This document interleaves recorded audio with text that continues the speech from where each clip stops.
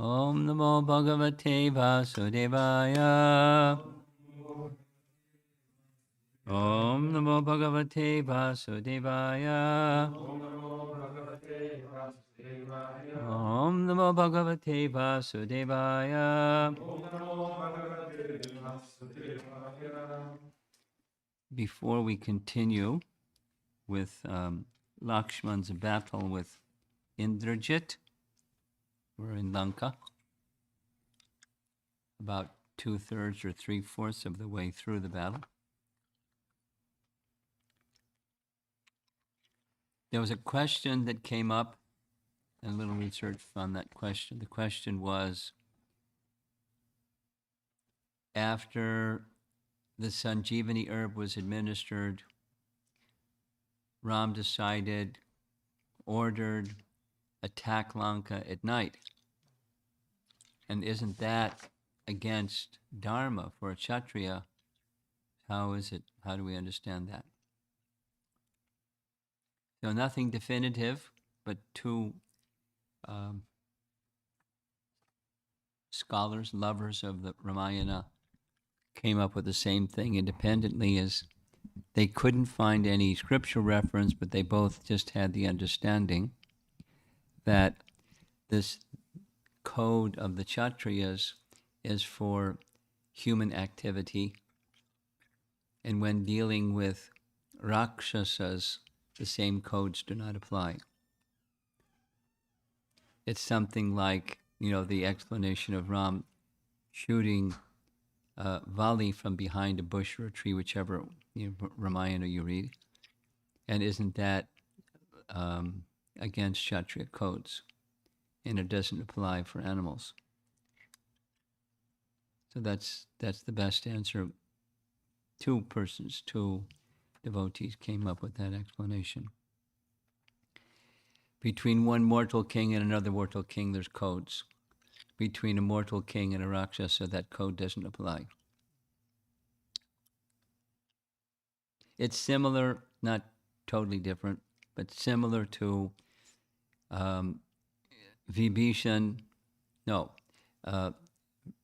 Vishvamitra Muni instructing Ram to kill Tattaka before the nightfall, because after the nightfall, Rakshasas become more strong, which meant it could have gone on into nightfall. And it wouldn't be against Kshatriya codes because they don't observe Kshatriya codes. Something like that. And in the course of stirring that topic, something else came up. One of them has been reading Ramayana, and they came across a conversation between Ram and Bharat after Ram returned back to Ayodhya and met with Bharat.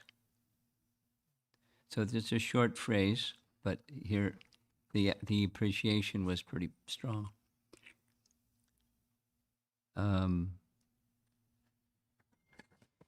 Bhava tejasa sarvam kritam dasanu gunamaya. That's the phrase. Bhava tejasa sarvam. So the second half is kritam dasanu gunamaya. Bharata is saying, since for the 14 years that you've been gone, I've managed to increase the opulence of Ayodhya by 10 times what I started with. So it's like patting himself on the back. But then the other part is, it's only possible by your mercy. The understanding being, the lesson being, when we do some service, it's an assigned service. It's something given to us. We do some service to assist a superior. In this case, Bharata is serving Ram. But we're serving someone that's greater than us. That's our position. And whatever is accomplished, there's some credit that goes to the person who's doing some service. But the all credit, whatever was attained through Bharata endeavors, the credit goes to Ramachandra. It's not a different understanding than what we understand. It's just a nice way of saying it, very sweet way of saying it. He was doing what he was doing with one thought in mind: I'm here on behalf of Ram. And as he was doing, he wasn't neglectful. Think, well, Ram's all powerful. He'll take care of everything. Haribol. There was some endeavor and some success from the endeavor, but the credit for the success goes to the one who one is serving. Bharata, that's Bharata. Okay, so now we're back in Lanka, and Ravana just lost two sons. The last one was Nikumba. Nikumba smashed Hanuman in the chest with his fist. And,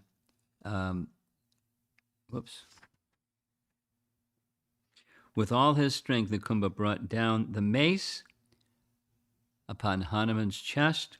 The club splintered into 100 fragments and fell to the ground like so many blazing meteors. Hanuman stood unmoved, and he smashed Nikumba on the breast with his fist. The Rakshasa's armor was shattered, and blood shot from his breast. He reeled, but quickly recovered and seized hold of Hanuman, lifting him from the ground. Seeing this, the other Rakshasas roared in joy. Taking hold of Hanuman, Nikumba ran toward Lanka. The monkey struck Nikumba on the head and disengaged himself from the Rakshas's grip. He landed on the ground in front of the demon, and he smashed Nikumba. He lifted him in the air and smashed him to the ground. He tore off his head. He grabbed him around the neck and tore off his head and threw his head into the sea. That was the lovely ending for the previous chapter. In Lanka, Ravana was stunned. Twice he had celebrated his seeming victory, and twice he had been forced to think again. He sat brooding in his palace. This monkey army was charmed. They had been virtually wiped out by Indrajit, but suddenly they were back on their feet and fighting again. Now, Kumbhakarna's two invincible sons, Kumbha and Nikumba, had been killed. Things were becoming desperate. Ravana looked across at Indrajit. This time he must not fail. Ravana spoke to his son, who was as powerful as his father in every way. Oh, heroic prince, these two mortals must die. Although twice defeated by you, they have somehow miraculously escaped death. Now their luck must have run out. You are the conqueror of Indra. What then of two humans? Go forth again, my son. Use any means whatsoever and kill them. Once again, Indrajit went out from Lanka accompanied by the remaining forces of the Rakshasas. And again, after worshipping the fire on the battlefield, he stood up and began to brag of his power. These two human brothers may be taken as killed. Today, I shall secure an eminent victory from my anxious father. This evening he will rest peacefully, experiencing the highest happiness. That's the highest happiness.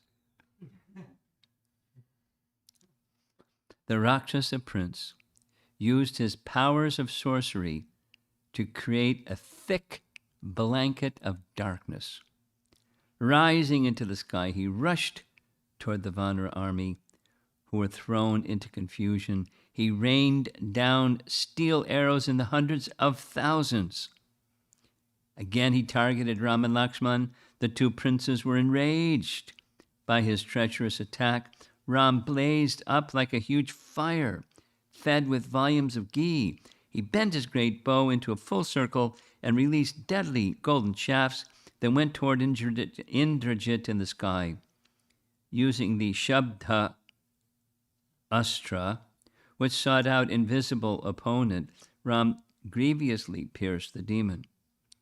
He saw his arrows fall to the ground, soaked in the demon's blood. Indrajit drove away from the princes, sending arrows at the monkeys and killing thousands. Seeing this, Lakshman lost all patience. He fitted an arrow to his bow and spoke to Ram, "I shall now release the Brahmastra."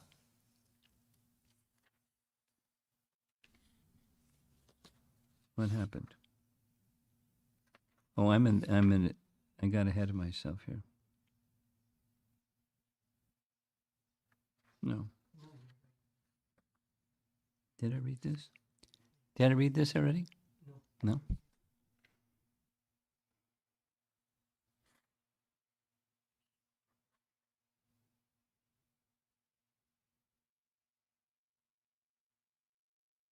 I shall now release the Brahmastra, charging it with the power to kill all the Rakshasas at once. We need tolerate their insolence no longer. Ram reached out and checked his brother. We should not slay innocent creatures unnecessarily, he told them. The Rakshasas in Lanka have been sufficiently punished by our assault on their city. Let us now simply annihilate the remaining warriors. I shall myself immediately kill this Indrajit if he remains on the battlefield for even a moment. Ram declared that the time for Indrajit's destruction had come. Even if the Rakshasa fled for shelter to the farthest reaches of the universe, he would not escape. Ram raised his bow and looked up to the sky. Divining Ram's intentions, Indrajit quickly withdrew from the battlefield. He entered Lanka and considered what tactic he should use to kill Ram and his brother. Using his prodigious mystic powers, he conjured up an illusory image of Sita. Placing this false form on his chariot, he again went out onto the battlefield, this time remaining visible in the sky.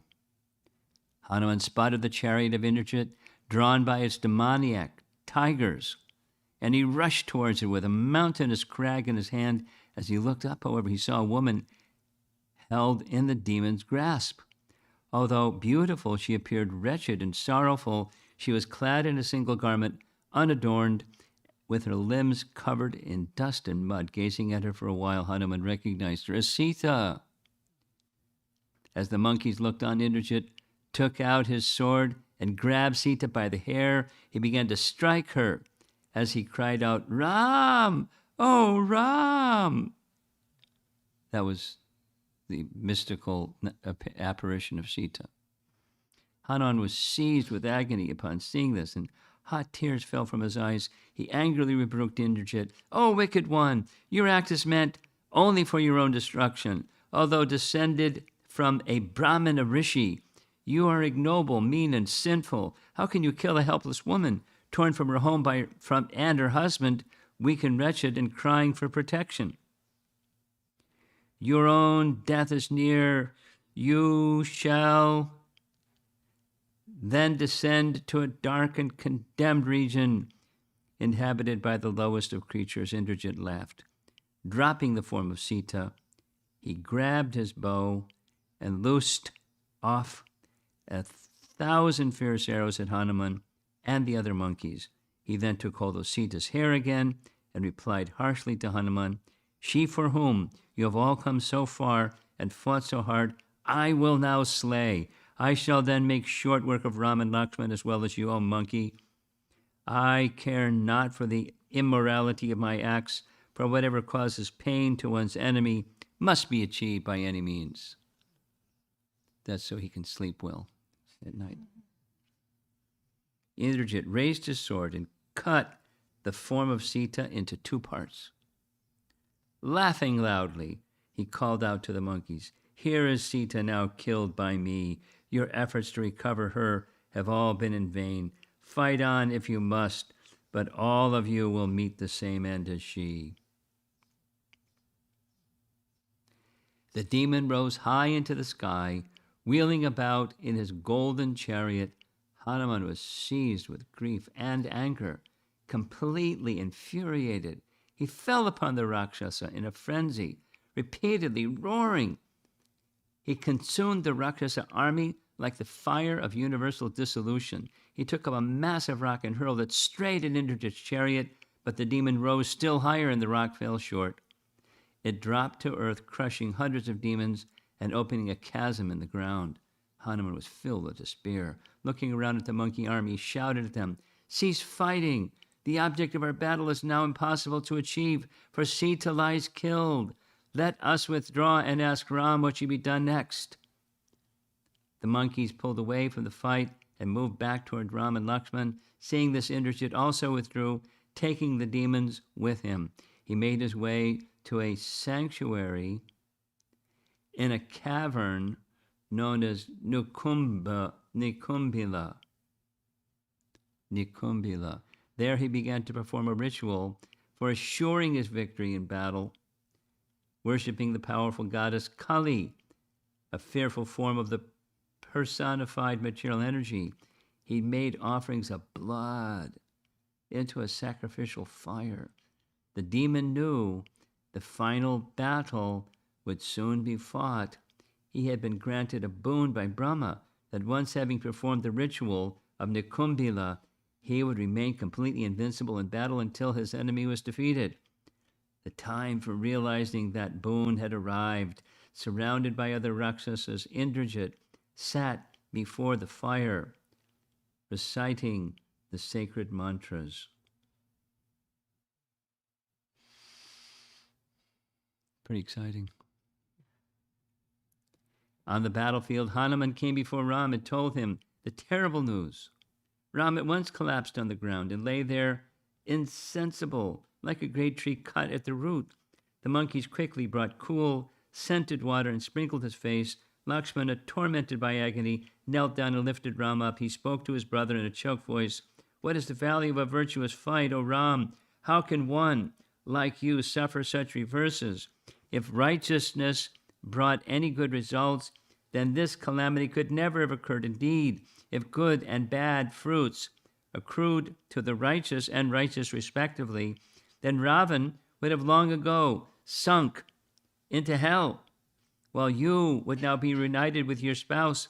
What can influence all-powerful destiny? It moves only according to its own will. Our acts are all feeble, and their results always uncertain." Lakshman cried out in pain, thinking of the sinful Indrajit. His eyes blazed with fury. He urged Ram to rise up and avenge Sita. Together they should at once completely destroy Lanka with all its buildings and citizens. As Lakshman spoke to Ram, Vibhishan arrived. He saw Ram lying in a swoon with his head on Lakshman's lap. All around, the monkeys were given over to grief and were lying on the ground and shedding tears. Vibhishan was gripped by despondency upon seeing Ram's state. He knelt by Lakshman and asked him what happened. The prince told him about Sita. Vibhishan, after reflecting for some moments, began to nod slowly. The report of Sita's death is as absurd as the drying up of the ocean, he said. There is no possibility that Ravana would allow the princess to be killed. He is consumed by a desire to possess her. Even though he was well appraised by me of the consequences of keeping her, this sinful demon would by no means return her to you, O Ram. You have been tricked by the devious Indrajit. Know that woman killed by him to be a mere illusion. There is no doubt in my mind." Ram opened his eyes and looked up at Vibhishan.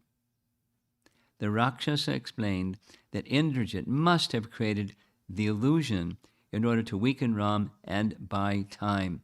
He would now be performing a ritual in the Nikumbila sanctuary. If allowed to finish his ritual, it would be impossible to overcome. He would be impossible to overcome. There was no time to lose. The monkey should go at once to the sanctuary and stop the ritual. Vibhishan recommended that Lakshman go, while Ram remained stationed on the battlefield. Still overcome by grief, Ram did not fully comprehend Vibhishan's words. He asked the Rakshasa to repeat what he had said. Vibhishan told him everything again and then said, "Rise up and take courage. Sita will yet be recovered. Marshal the troops and send them with Lakshman. Surely Lakshman will be able to bring about Indrajit's end with his deadly arrows." Vibhishan explained to Ram about the boon granted by Brahma. There was a condition that if Indrajit was disturbed during the course of the ritual, he could be killed. That was why he had created the illusion of Sita's death. He obviously considered that this would throw Ram and his army into total confusion for long enough. Vibhishan urged Lakshman on. "Go now, O valiant one. When Indrajit is killed, Ravana and his army will be finished for sure." Ram stood up and spoke to Vibhishan. "What you say is true, O Night Ranger. Indrajit's prowess in sorcery and in battle is formidable. He cannot be discerned even by the gods when he rides on his chariot in the sky. This one must be slain at once." Ram turned to Lakshman and ordered him to leave for Nikumbila. Vibhishan would show him the way, and the foremost monkeys, headed by Sugriva and Hanuman, would accompany him. Lakshman felt delighted in mind. He bent down and touched Ram's feet. Taking up his bow and sword, he stood ready for battle and said in a thunderous voice, "Today my swift coursing arrows will pierce through Indrajit's body and tear him to pieces. That Rakshasa is now as good as dead." Like lots of chivalrous talk here. Ram uttered benedictory Vedic mantras, and the monkeys cheered. Following the vast monkey army, Lakshman set off for Nikumbila sanctuary. After they had covered many miles, Vibhishan pointed to the Rakshasa army laying ahead. Indrajit had placed them all around the sanctuary. In the distance, they appeared like a great black cloud descended onto earth. The monkeys and bears took up trees and rocks and charged straight at the Rakshasa army. The Rakshasas replied with all kinds of weapons, and the sky between the two armies became filled with missiles of various shapes. The monkey army pressed forward and began to overrun the Rakshasas, who had been caught by surprise. The Rakshasas ran about, crying in fear. They called for Indrajit to help them. Indrajit became indignant upon realizing that he was being disturbed. Who had been so insolent as to attack him during his sacrifice? With the ritual still unfinished, he stood up and went out of the sanctuary. Seeing the battle raging, he quickly mounted his chariot and went out amid the Rakshasas. Hanuman had taken the lead in the battle and was wreaking havoc among the demons. With an enormous tree, he battered innumerable Rakshasas to death. The Rakshasas surrounded him and rained down a shower of arrows, spears, swords, and javelins. Hanuman laughed off those weapons and continued thrashing the demons with trees and boulders. Indrajit, seeing Hanuman destroying the Rakshasa army, ordered his charioteer to go quickly before the monkey. As Indrajit appeared before Hanuman, the monkey challenged him to a duel. "Stand here before me and display your strength of arms, O evil one. You shall not return with your life today." Indrajit took up his bow and prepared to shoot arrows at Hanuman. Seeing this, Vibhishan urged Lakshman to engage with Indrajit immediately. Lakshman twanged his bow, making a terrific sound. Indrajit turned and saw the prince, who called out to him, "I challenge you to battle. Stay before my vision and fight fairly.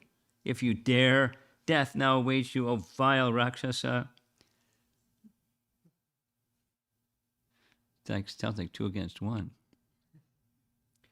Indrajit spotted Vibhishan next to Lakshman and began to rebuke him with harsh words. "You are the disgrace of our race, O uncle. How can you display enmity toward me, whom as good as your own son? What do you know about virtue? You have abandoned your own people and sided with the enemy. Pointing out my vulnerability, O degraded one, you have rendered great harm to your own brother. Surely you do not know right from wrong. Vibhishan replied that he did not share the Rakshasa disposition. Although born in their race, he did not take pleasure in the sinful acts they enjoyed. Citing texts from the Vedas, Vibhishan said to his nephew, one should always abandon an unrighteous relative, even if one should quickly abandon, even as one should quickly abandon a burning house. There is no greater sin than stealing another's wife. By killing eminent rishis and waging war on the gods, Ravana has lost all sense of propriety. Now, having stolen Ram's wife, he has filled his cup of sins to overflowing. Along with all his kinsmen, he will soon die. But first, you shall die today at Lakshman's hands. Indrajit replied harshly to his uncle. Lifting his ornate bow, he derided Lakshman, who was mounted upon Hanuman's back. How will you withstand my arrows loosed with the force of a thunderbolt? It is clear that you have already embarked upon the road of Yamaraj's abode. I shall send you there at once, along with all these monkeys. Lakshman was enraged to hear Indrajit's bragging. He thundered back at him, you are strong only with your words, O Rakshasa. Those possessed of actual prowess show it with deeds, not boasts. Heroes never need to fight invisibly. You are simply a thief and a coward. If you have any prowess, then show it today. Here I am within the range of your arrows. Indrajit at once released dozens of arrows that hissed through the air like serpents. They struck Lakshman and pierced through his armor. The prince began to bleed, and swelling with fury, he appeared like a smokeless fire. Without the least hesitation, he took out 5 steel-shafted arrows, worked with gold and fitted with eagle feathers. Pulling his bowstring back to his ear, he shot them at Indrajit. They flew like the rays of the sun, penetrating the Rakshas's breast. The demon replied with 3 more arrows of his own, which sped through the air in flames. The 2 combatants fought furiously, each seeking a quick victory. They appeared like 2 lions as they stood firmly on the battlefield, hurling their weapons at each other. Fighting from Hanuman's back, Lakshmana displayed great dexterity. His arrows fell upon Indrajit from all sides, striking him like thunderbolts. The Rakshasa was stunned by Lakshmana's attack, and he reeled in his chariot. Regaining his senses, the demon shouted at Lakshman, trying to create fear in the prince. Indrajit reminded him how he had been overcome by the Rakshas's weapons on 2 former occasions. Surely Lakshman had forgotten that, or else how else could he be so foolish as to stand before him again? The Rakshasa at once pierced Lakshman, Hanuman, and Vibhishan, each with 12 fierce arrows. Lakshmana laughed and derided the demon's strength. These arrows are nothing. They strike me like so many flowers and simply increase my desire to fight. Lakshman covered the Rakshasa with swift, coursing arrows that tore off his heavy golden armor, which dropped from the demon like stars falling from the heaven. He was covered in blood, and he shone like the morning sun. In reply, Indrajit sent 1,000 arrows at Lakshman and shattered his armor. The 2 warriors, lacerated with arrows, battled strenuously for some hours. Neither of them retreated, nor felt any fatigue. Hails of arrows sped through the sky like showers falling from autumnal clouds. Both were expert in mystic missiles, and they fired and countered those weapons again and again. Networks of arrows clashed together in the heavens, emitting fire and sparks. Huge fireballs were countered by sheets of water, while weapons producing roaring gales were checked with others, which created immovable mountains. Make a great movie. A vehement and terrible struggle ensued for a long time. The earth was covered with a mass of arrows that looked like a carpet of sacred kusagrass. The 2 princes, arrows sticking from every part of their bodies, bled profusely, appearing like mountains covered with trees and giving forth shining red oxides. As they fought, Vibhishan exhorted the monkeys to engage with other Rakshasas. He told them that Indrajit was accompanied by all that was left of the Rakshasa army. Vibhishan named all the Rakshasa heroes who had been slain, thereby giving joy to the monkeys and increasing their enthusiasm. They lashed the ground with their tails and bared their terrible teeth. The monkeys stood gazing intently at the Rakshasas. Vibhishan himself then took up his bow and began sending deadly shafts toward the Rakshasas. Roaring like lions, the monkeys leaped toward the Rakshasas, and a fearful battle took place.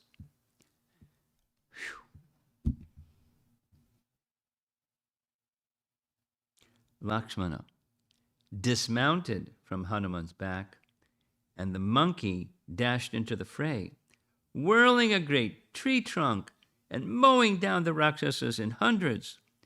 Jambavan led his army of fierce bears straight into the battle in a melee spread in all directions, as monkeys, bears, and Rakshasas tore and struck each other wildly. Lakshmana stood on the ground facing Indrajit. The Rakshasa remained in his chariot and continued to release volumes of arrows at the prince. Becoming enraged, Lakshmana sped 4 arrows at the 4 frightful-looking tigers, drawing the demon's chariot. The chariot halted as the beasts were struck by Lakshmana's shafts. He then took a crescent-tipped arrow and forcefully released it at Indrajit's charioteer, severing his head from his body. As the charioteer fell to the ground, 4 heroic monkeys bounded over to Indrajit's chariot and fell upon the 4 tigers. Crushing and pounding them, the monkeys reduced them to a lifeless mass and then ran back to Lakshman's side. Oh, boy. I'm not used to reading stuff like this.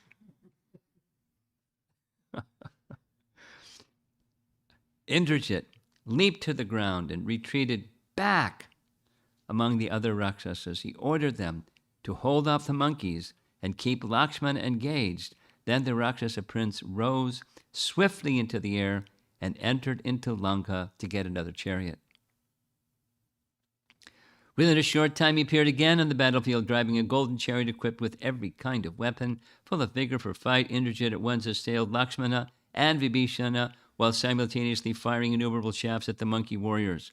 So swift was his movement that it was impossible to see when he lifted his bow, pulled back the string, and took out and fitted his arrows. All that could be perceived was an endless stream of whetted shafts being sent in all directions. Indrajit tore thousands of monkeys to pieces. They fell down, screaming and crying out to Lakshman for protection. His eyes blazed in anger. Lakshman shot 5 straight going arrows which smashed Indrajit's bow. Seeing this wonderful feat, the gods and rishis assembled in the sky applauded Lakshman. The prince then pierced Indrajit with 12 more arrows, which went right through the Rakshasa's body and fell on the ground like red serpents entering the earth. Vomiting blood, Indrajit grasped another bow.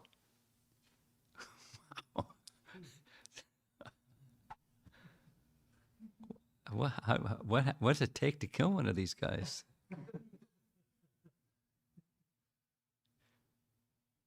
And immediately released 100 arrows at Lakshman. Those arrows screamed through the air, shooting forth like bright red flames. Lakshman remained calm and intercepted the blazing shaft with his own infallible arrows. Indrajit sped innumerable other arrows toward Lakshman, but the prince parried them all. He answered the demon's attack by again severing the charioteer's head with another crescent-headed shaft. Although deprived of their controller, however, Indrajit's steeds continued to pull the chariot, rising into the air and describing various circular movements. Lakshmana displayed astonishing prowess. He completely covered Indrajit's chariot with arrows and then pierced all the other demons surrounding the Rakshasa prince. Indrajit again descended and shot 3 arrows that embedded themselves in Lakshman's forehead, making him appear like a 3-peaked mountain. Lakshman at once replied with 5 searing shafts that thudded into Indrajit's head. The 2 opponents, bleeding profusely from their wounds, looked like a couple of Kinshuka trees in full blossom. As Indrajit reeled from his attack, Lakshmana quickly shot 4 deadly arrows which killed the demon's 4 horses. The Rakshasa leaped down from the chariot. As he jumped, he hurled a golden lance at Vibhishan that resembled a bolt of heaven. Lakshmana instantly shot 5 arrows at that speeding lance and cut it to pieces. Vibhishan took up his bow and pierced Indrajit in the breast with a number of arrows that struck him with the sound of thunderclaps. Indrajit bellowed in anger. He took from his quiver a glowing arrow, which he had received from Yamaraj. How did he get an arrow from Yamaraj? Seeing the Rakshasa fitting this mystic missile to his bow, Lakshman quickly invoked a weapon he had obtained in a dream from Kuvera. The 2 infuriated combatants pulled back their bowstrings. With the divine weapons fitted, both bows emitted a piercing noise like a pair of cranes. When released, the 2 weapons collided violently in midair and lit up the heavens. A great fire appeared in the sky along with billows of smoke. The missiles fell to the ground in hundreds of blazing pieces. Lakshmana then invoked Varun Astra, the weapon which presided over by the god of waters.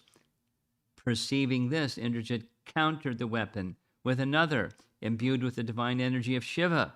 The Rakshasa then released the Agneyastra.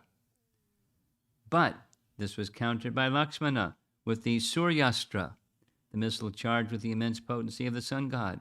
Remaining firm on the battlefield, Indrajit placed a long golden arrow on his bow and began reciting sacred incantations.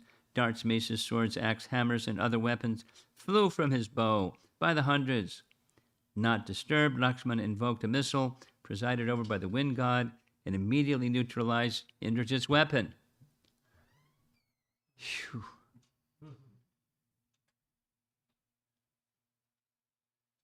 The battle between man and demon raged furiously. Both of them relentlessly hurled their deadly missiles and filled the sky with volleys of arrows.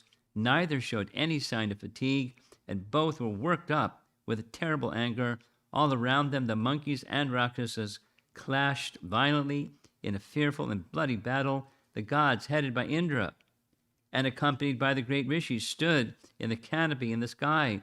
They prayed to Vishnu and showered blessings upon Lakshmana and the Vanaras, wishing them victory.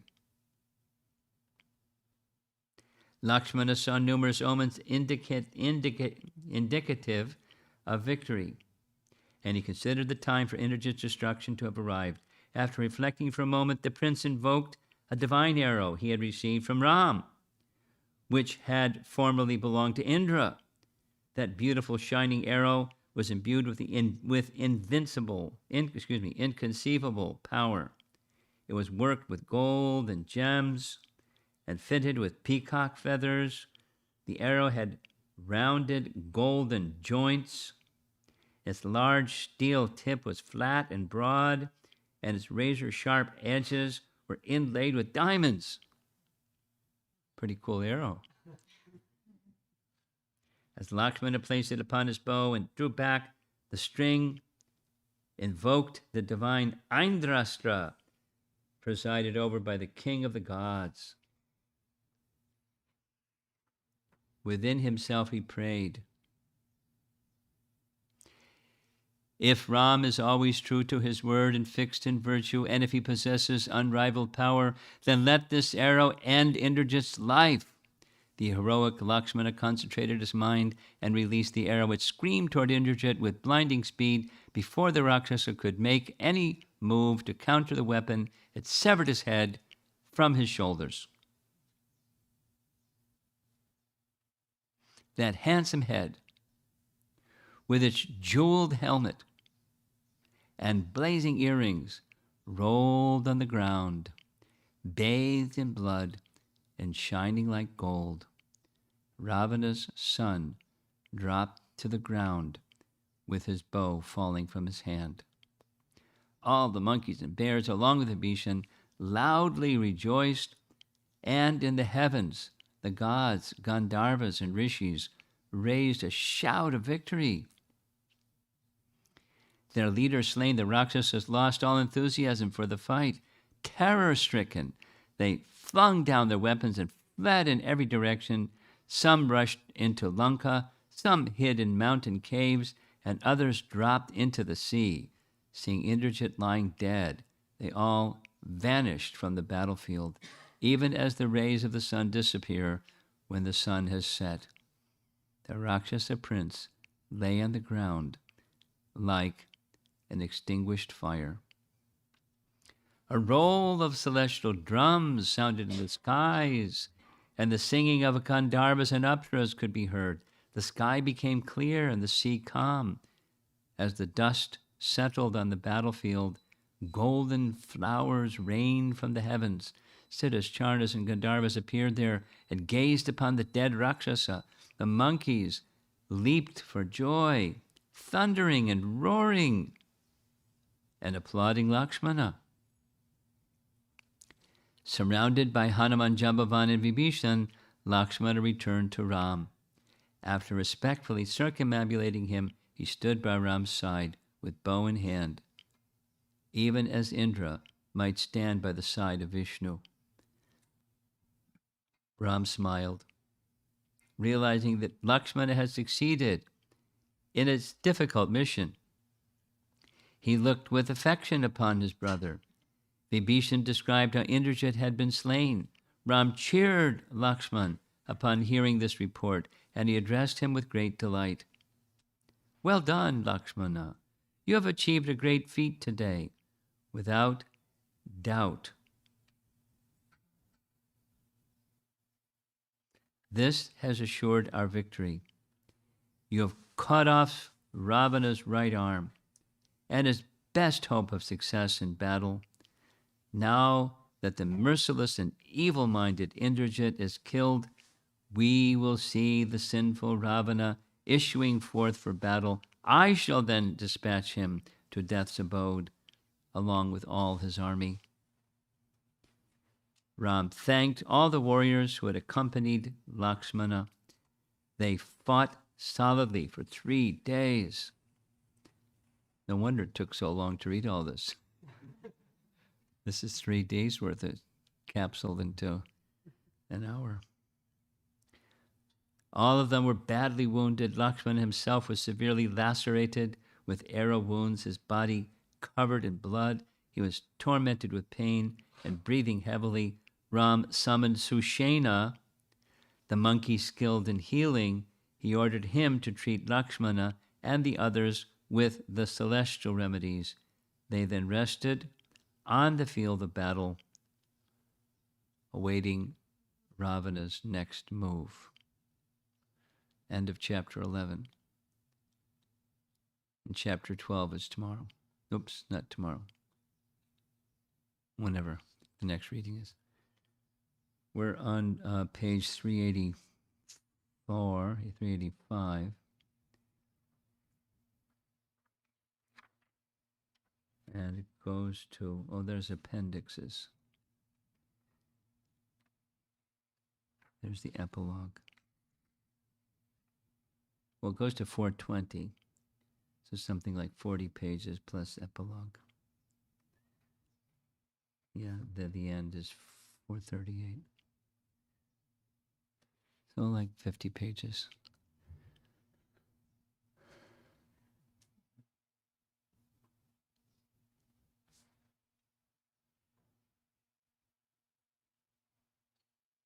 I'm ready for some Brahminical stories. This is too much.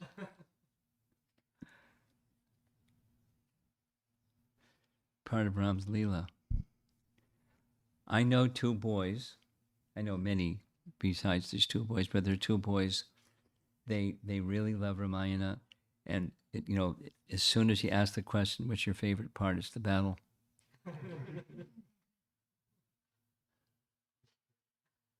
Somehow boys like the battle.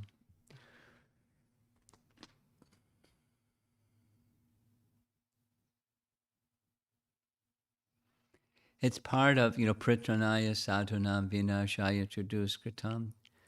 Dharma Sangsta. But so we're accustomed to the Dharma Sangsta part, hearing Bhagavad Gita and all those nice teachings, etc., etc. But coming up this week, you know what? Lord Nrsingadev's going to appear too. Like we're ready.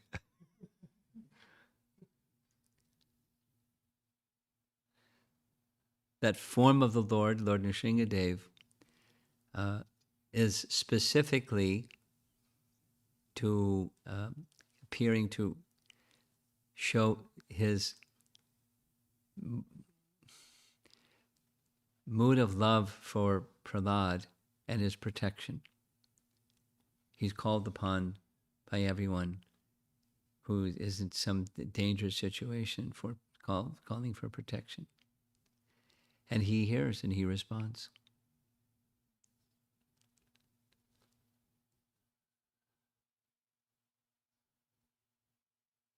I'll tell a little Sankirtan story. For long time, our the temple, New York Temple, was on Henry Street in Brooklyn. It was a double brownstone rented building. We didn't own it, and we regularly would go on Harinam every day, morning, then come back for lunch, and then afternoon, and morning and evening program. And on weekends, when there were events like concerts and things like that, we would go on Harinam and distribute books.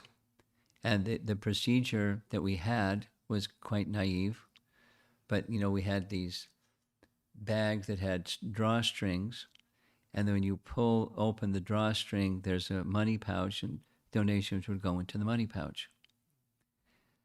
So we would go together and come back together. That was a little safer, but still, people that they see, they know what we're doing, and we're an easy pick for somebody that's a thief.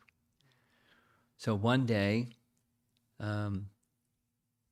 there was one of the devotees was kind of a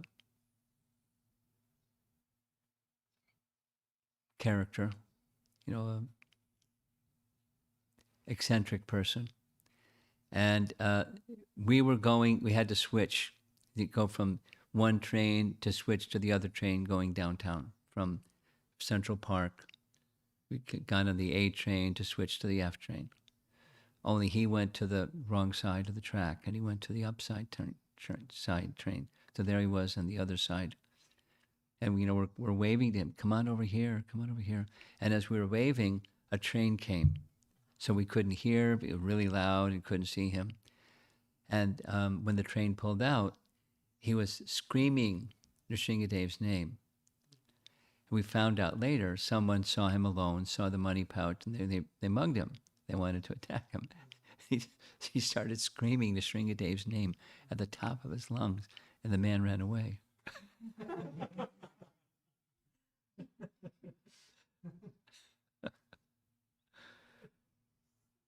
So I guess you could chant Ram's name if you're having a problem too, Nrsingadev's name, because they'll protect the devotees. This is the Supreme Lord.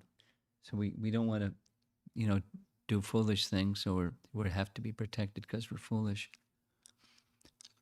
But the Lord's protection is there, specifically protection against demoniac influences. Although there may be a tussle to bring the resolve, Kshatriya types, they look forward to that tussle, and they can bear the blows that come from the tussle. But it's always for the standard of virtue. I mean, the part I liked the most was as Lakshman is ready to fire this arrow given to him by Ram, he is invoking very intensely Ram consciousness. That whatever virtue is there in my all virtuous brother, may that virtue carry this arrow forward to its conclusion of this wicked person. So when we're doing some service, back to where we started, Bharata wasn't off in battle. He was back looking after Lanka. But so in more peaceful times, he was also depending completely upon Ram for the purpose of responsible governance of the kingdom, and everybody else doing everything else. So we're not doing Kshatriya business. We're doing whatever we do, service. But that relying upon, in a dependent way, relying upon the mercy of the personality of Godhead. That's the lesson. As the acharyas who comment on Ramayana say, it's a treatise on surrender in every aspect. Vibhishan plays a really interesting role here, doesn't he? He knows all the inside scoop on what's what. Brahma's benediction to Indrajit. He's off at this cavern somewhere doing a yagya, and he'll be invincible. You better go immediately. Send Lakshman. Lakshman's really happy to get that call. Hey, he's being checked so many times. No, not now, or not in this way. Don't destroy everybody and everything. And then he gets the order to go destroy. It's like, yeah.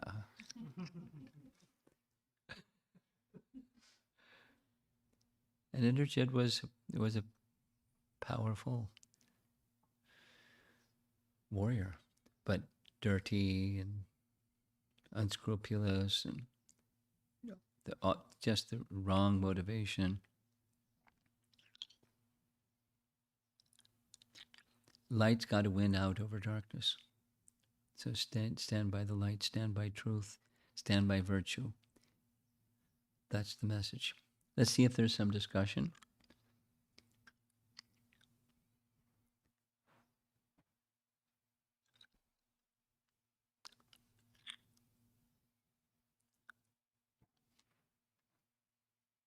It's behind the speaker.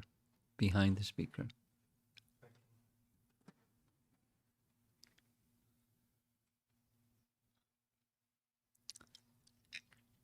Anybody, anything? Right in the front. In the front. Hare Krishna Maharaj, I had a couple questions about Indrajit. About Indrajit. And I think my first one is how, so the demons they're getting their power from the demigods. But how is it that they defeated the demigods though? How is it that they see the demigods? How do they defeat the demigods despite the fact that they're getting their power? If they get power from the demigods, how can they defeat the demigods? Yeah. That's the question. Yes.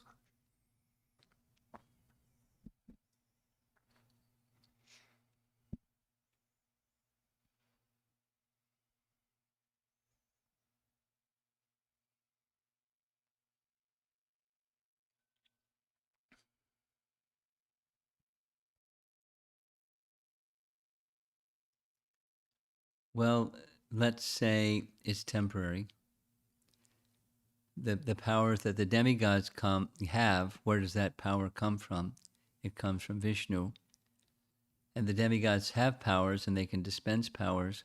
And at one time, one power may overcome another power, etc. But it's temporary. So they just, cleverly know how to manipulate stuff that they're invested with. And, just like Indrajit got his name, Jitta, he conquered Indra. His name wasn't Indrajit, he just got the nickname Indrajit. So how is it possible? Temporarily receiving some power. I mean, that's how. How can a demon be successful being a demon? Temporary. And, a universal principle. This question came in a different way. Okay, demigods, Vishnu and demigods being effulgent, but how was it Ram was effulgent? I mean, from austerities. So austerities is a universal law that has some power.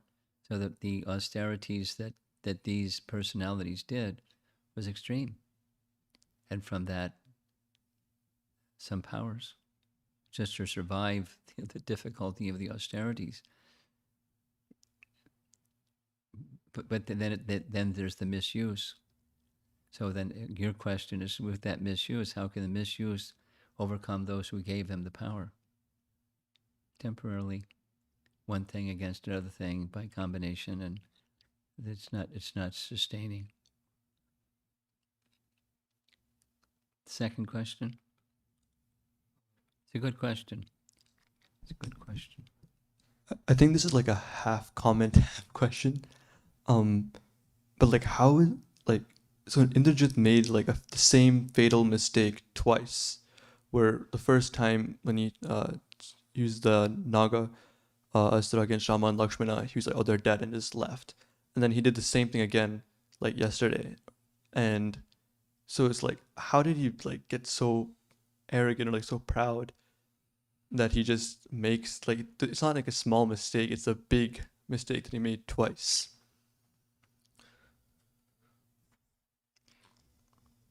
What do you make mistakes? How do you make mistakes?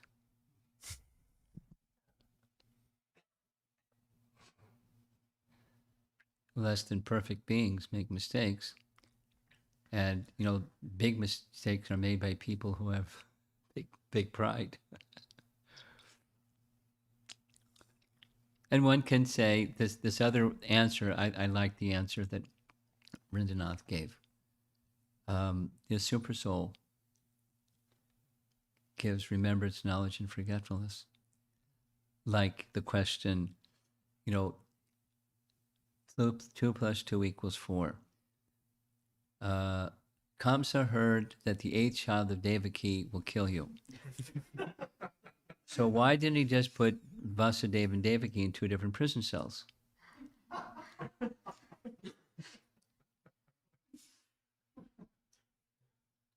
Why did Indrajit go on the battlefield to make the same dumb mistake twice? I mean, not a small one, a big one. Cost his life.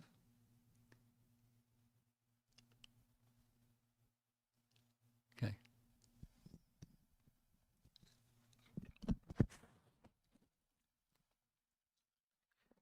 Maharaj, you mentioned that when Lord Ram killed the demons on the battlefield, they were not liberated.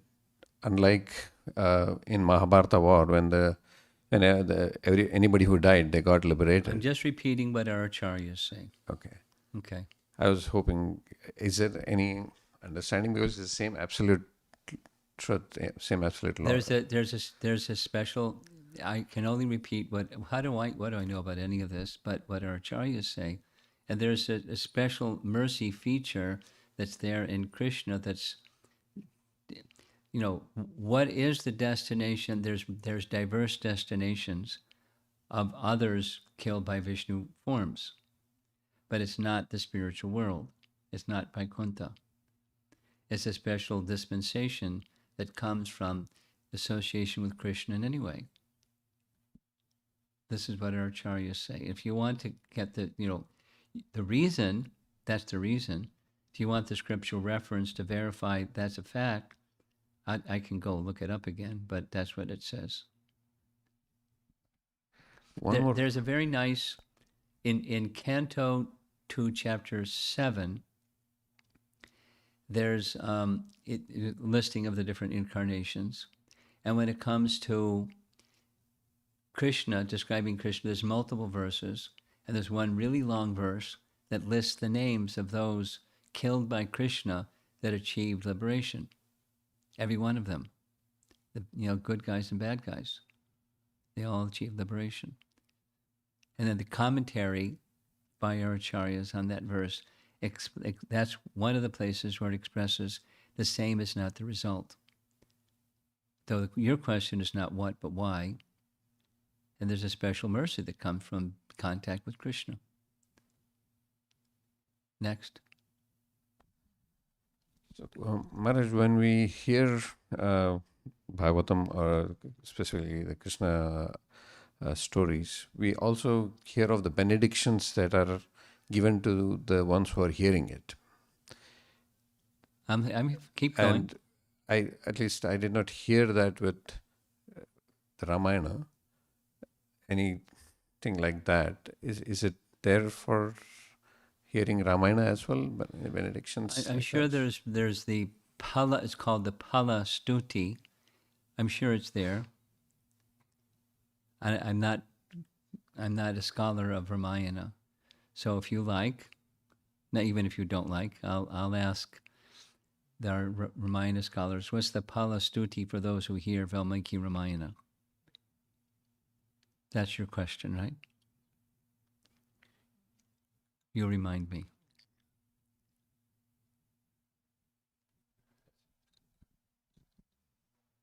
Anyone? Anything? Behind you? Just right behind you. You have something? No. Oh, okay. I thought you. Maharaj, I have a question. Okay. I'm just curious because in the beginning of Ramayana, Ravana pulls the hair of Vedavati and she ends her life.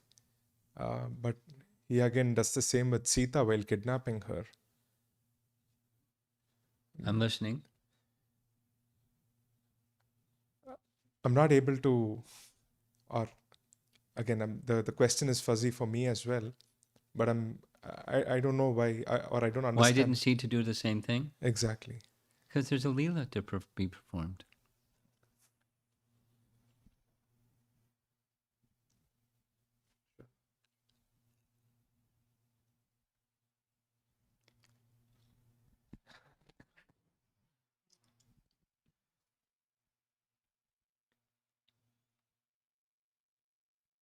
Question from Snehavali Devidasi. Guru Maharaj, I have comment on keeping Vasudeva and Devaki in separate cells. Ah. Wouldn't this be wrong to say because, as I remember, Krishna first appeared in Vasudeva's mind and then in his heart? That's okay. But as far as Kamsa is concerned, he had them together. And she was the mother of the 8th child. However, the conception took place. Nice try. But you're right, but it doesn't solve the problem. Next. There are no questions over No here. questions. But there are some Go ahead. participants in Zoom. Okay, the Zoom folks, you want to unmute yourself and speak up?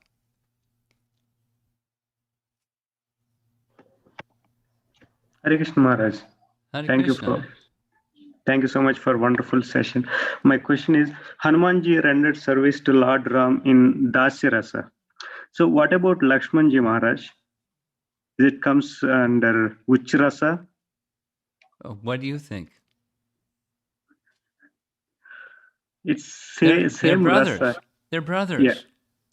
Yes, Maharaj. So the predominance is friend, but also Dasya. Okay, Maharaj. Then why Hanumanji is became popular in Dasya Rasa than Lakshmanji? Why Because not? Lakshmanji renders service from As a his brother. But it's Yeah. the relationship of brother to brother is not the same.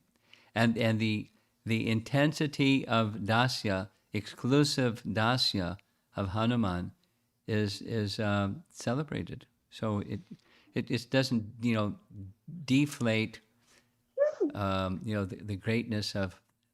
After all, he's one of the Chaturvyuha, but it's Dasya Rasa with Hanuman all the way. I understand what you're saying, but it's not the Dasya is weakened by friendship of the two brothers. Just the intensity and degree of servitorship. Let's put it differently.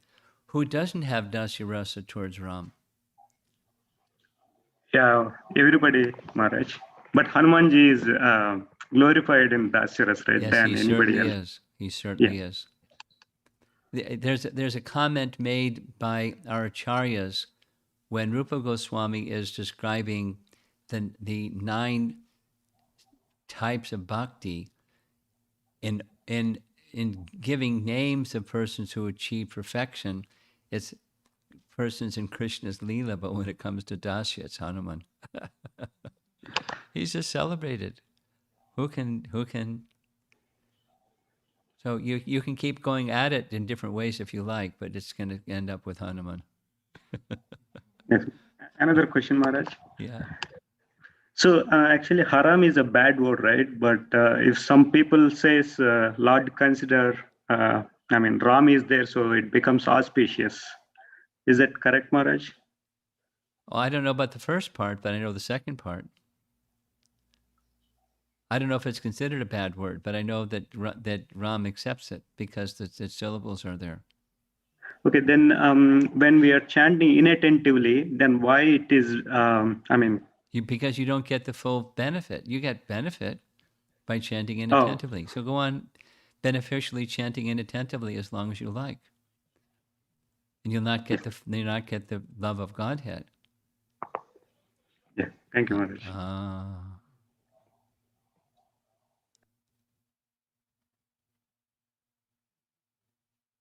Next to you. Maharaj, first thing is the benefits of reading Ramayana, that Falastuti. It's in Krishna Dharma Ramayana in Appendix 4. She was just sharing. Someone saw it. At least the appendix says benefits of reading Ramayana. Okay. So perhaps maybe. The other question, We'll Maharaj, start there tomorrow. the other question I had, Maharaj, I'm not so clear, and you may have addressed this before, but just asking. I'm reading Valmiki Ramayana, and even today when we are reading, when Ram comes to know that Sita was killed, even Indrajit's trick, his reaction is really strong. I mean, like he just as if like he was devastated, kind of. And That's also, in Valmiki Ramayana? no, I didn't come that Krishna far. Dharma's Ramayana. Yeah, here today. Okay. And also, I didn't come this far in Valmiki Ramayana, but at the time when Sita was kidnapped and when Ram comes back to the Janasthan, Yeah. like 3, 4, 5 chapters just describing his lamentation. Yes. Intense. Very, very intense. Yes, very intense. I was just, when you were reading, I was just thinking about Krishna's pastimes. We don't see that feature, at least I don't know. I haven't seen that kind of feature where Krishna, or it seems like he's very attached to Sita in Ram's Leela, whereas we don't see that so much feature. Where do you get to reading our acharyas, particularly the 6 Goswamis' descriptions of Krishna's relationship with Radharani and the gopis? I didn't. It's there. It's there. Okay. So in Ram's Leela, it's pronounced because he's the presiding deity of that secondary rasa. And it's like in your face. It's all over the place. Meaning, all over the place, because he's the presiding deity of that secondary rasa. But it's there. If it's there in Ram, it's got to be there in Krishna. I mean, if it's there, it's got to be in Krishna. And our acharyas very beautifully describe it. It's not prominent in Srimad Bhagavatam like it is in the pastimes described by our acharyas.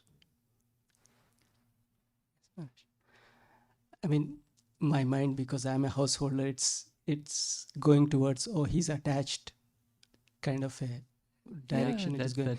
that's How can I protect myself from going that direction? Those are a few different things at one time. I mean, the attachment to Ram is transcendental attachment. Our attachment is a perverted reflection of the transcendental. But that's what the transcendental attachment looks like. And it's there in Krishna too.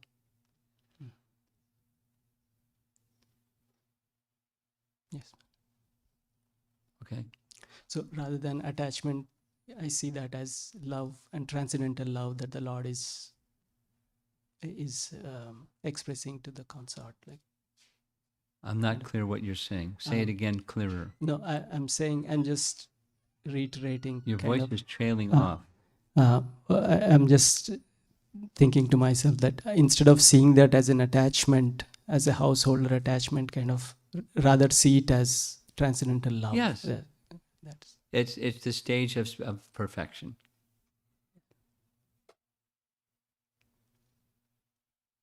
So that, say the same thing in a different way.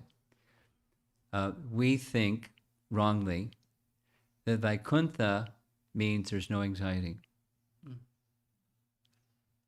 That's the definition. No, but it's no material anxiety. But what about the anxiety of parental affection?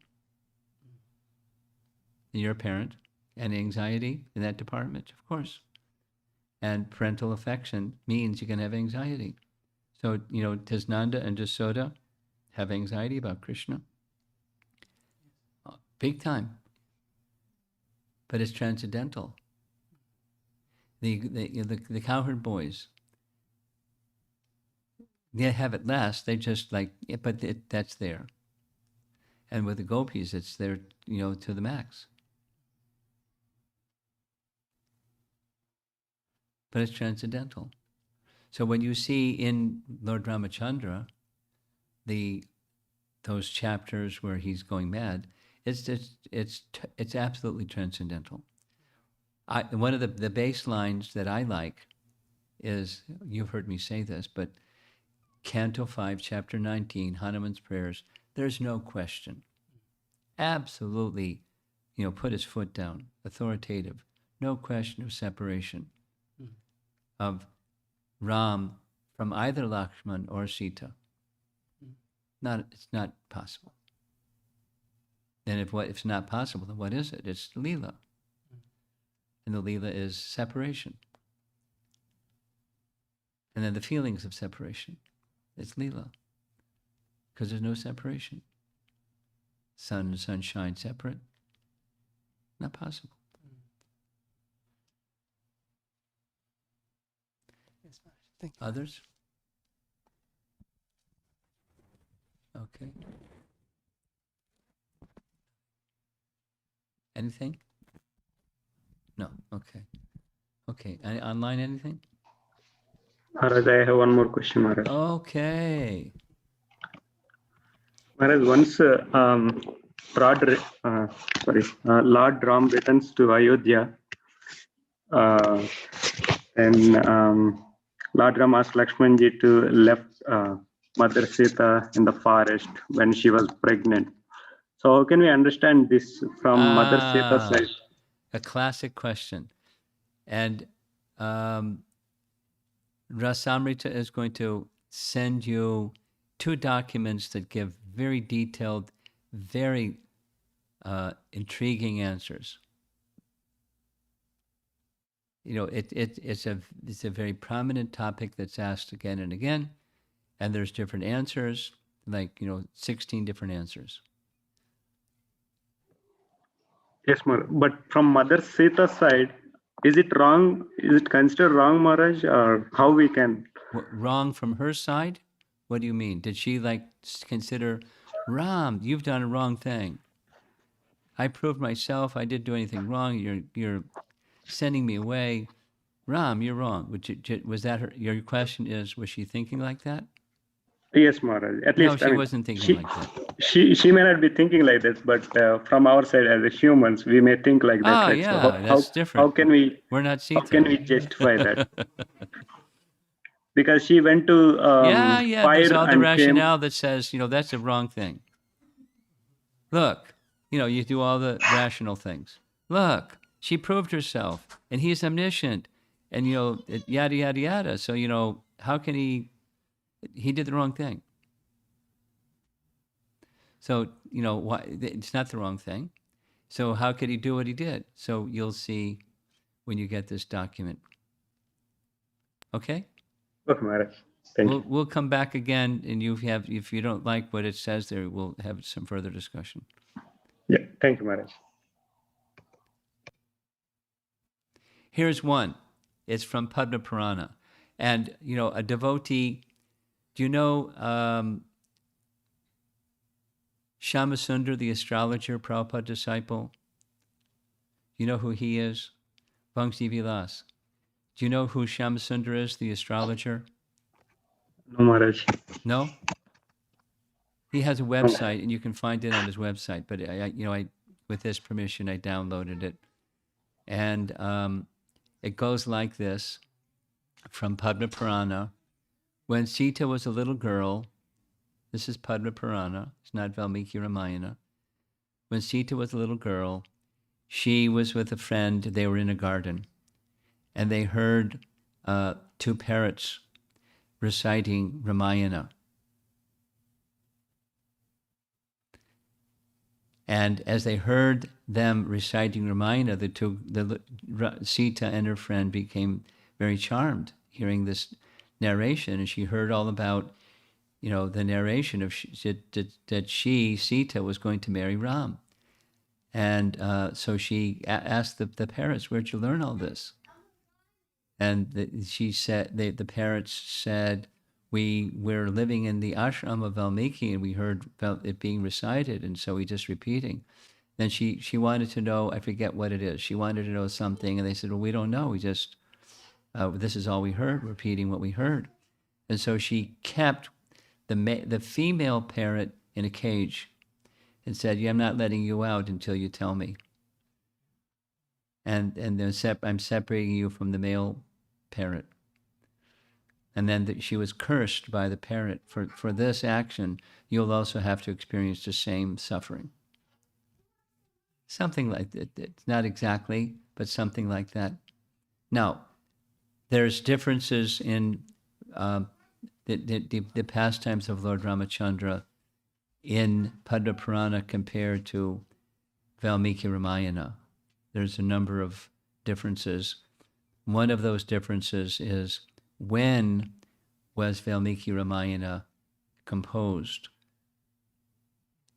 According to Padma Purana, it had to have been composed before Sita was even, you know, before, when she was just a little girl. And there's other references that say that Valmiki composed Valmiki Ramayana when Ram was ruling, after he had darshan of Ram, before going to Chitrakoot, after Bhardraja's ashram, and before going to Chitrakoot, he met Ram and Valmiki met. And so sometime after that is when he had this, you know, exchange with Brahma, and Brahma came, Narada came, and he wanted to know from Narada, who is this, the perfect person, and all that.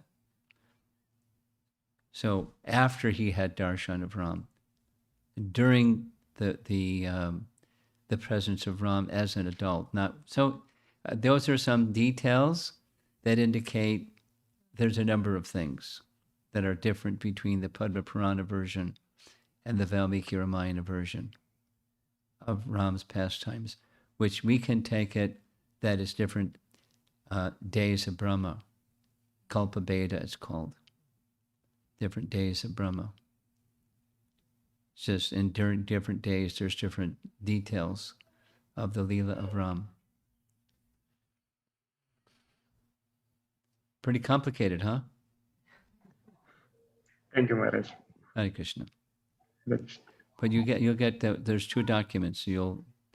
I'm sure, read them through several times and be rubbing your hands together and jumping for joy, thinking, oh, this is really right. Thank you, Maharaj. Subha Vilas, because I asked this question of him, as you know Subha Vilas, right? He's written books about Ramayana. So I asked him, what's your understanding of this? And he said there's 8 different answers and sent them. So it's in that document. There's others besides that.